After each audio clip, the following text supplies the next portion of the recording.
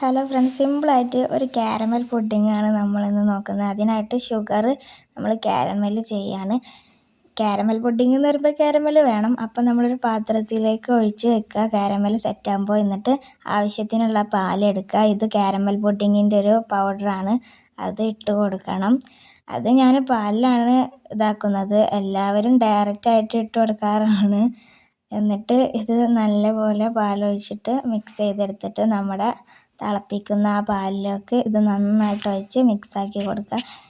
അപ്പോൾ ഇത് ഏകദേശം ആവാനായെന്ന് അറിയുമ്പോൾ നമ്മൾ സ്റ്റൗവ് ഓഫ് ചെയ്തതിന് ശേഷം ഇത് നമ്മുടെ കാരമൽ ചെയ്ത് അതിലേക്ക് ഇതിൻ്റെ മിക്സ് നമ്മൾ ഒഴിച്ച് കൊടുക്കണം.